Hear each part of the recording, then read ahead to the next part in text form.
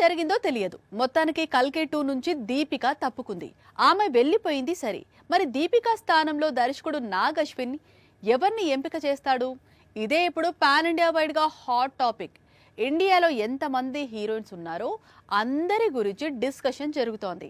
దీపికను మరిపించే నటి ఎవరు అనేది కోట్లాది కళ్ళు ఎదురు చూస్తున్నాయి. కెరియర్ మొత్తంలో ఒకే ఒక తెలుగు చిత్రంలో నటించింది ఐశ్వర్యరాయ్. అదే రాబోయి చందమామ.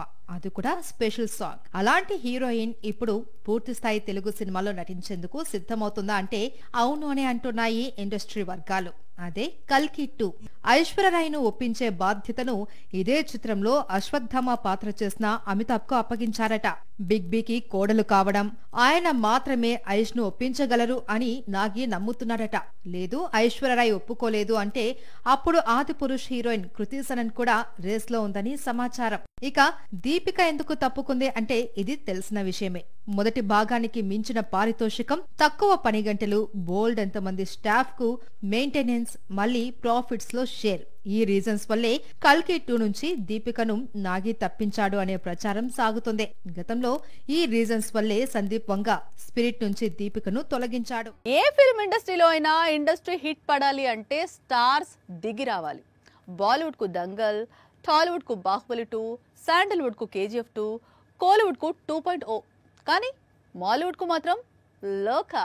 ఇలాంటి ఇండస్ట్రీ హిట్ మాలీవుడ్ కు మాత్రమే సొంతం. 30 కోట్లు పెట్టి తీస్తే కనీసం పెట్టిన పెట్టుబడి తిరిగి రాబడితే చాలు అనుకుని దుల్కర్ ఈ సినిమాను నిర్మించారు. అలాంటి సినిమా ఇప్పుడు ఎవరూ ఊహించని విధంగా Mollywood biggest super star Mohan Lal నటించిన ఎంపురాన్ 2ను బద్దలు కొట్టింది.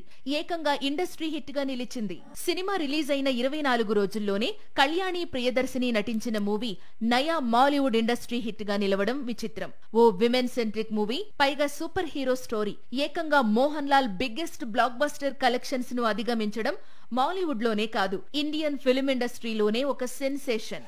266 కోట్ల వసూళ్లతో ఇప్పుడు మాలీవుడ్స్ నంబర్ 1 మూవీగా మారింది లోకా.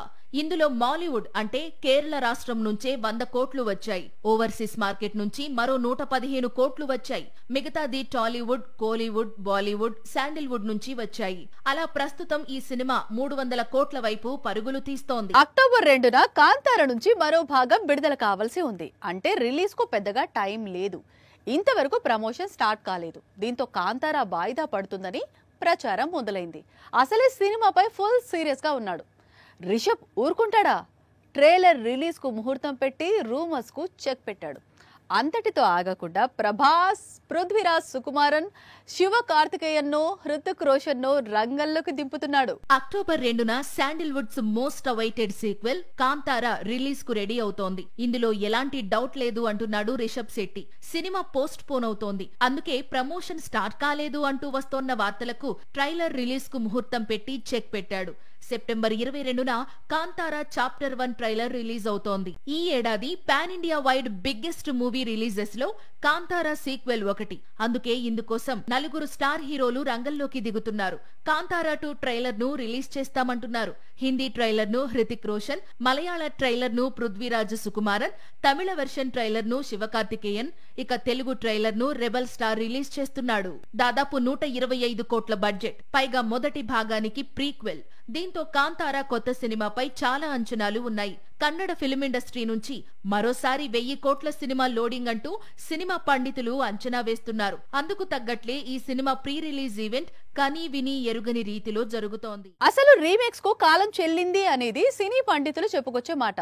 కానీ దర్శక నిర్మాతలకు మాత్రం రీమేక్స్ పై ఇంట్రెస్ట్ పోవటం లేదు.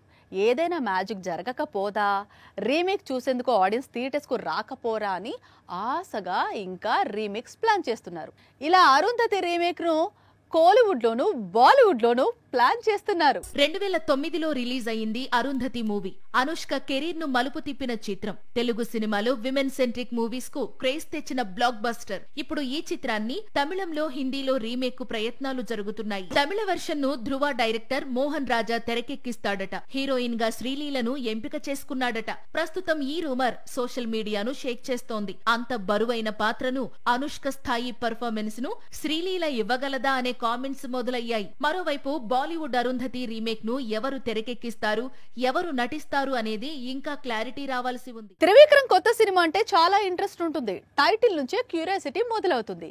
ఆల్రెడీ వెంకీతో మూవీని అనౌన్స్ చేశాడు మాంత్రికుడు. మరి హీరోయిన్ ఎవరు అంటే అది కూడా త్వరలోనే రివీల్ చేయబోతున్నాడు. విక్టరీ కోసం ఎవరు ఊహించని విధంగా పాన్ ఇండియా హీరోయిన్ ను లాక్ చేశాడు. ఒక హీరోయిన్ కు కేజీఎఫ్ ను మించిన మూవీ ఉంటుందా? అలాంటి సినిమాతో కూడా కెరీర్ సెట్ కాకపోతే ఏ కథానాయికైనా ఏం చేస్తుంది? జస్ట్ టైం వచ్చే వరకు వెయిట్ చేస్తుంది. ప్రస్తుతం కేజీఎఫ్ క్వీన్ శ్రీనిధికి అలాంటి టైం వచ్చింది. త్రివిక్రమ్ దర్శకత్వంలో వెంకటేష్ మూవీ ఇప్పటికే ఘనంగా ప్రారంభించుకుంది. అక్టోబర్ మొదటి వారంలో షూటింగ్ ప్లానింగ్ జరుగుతోంది.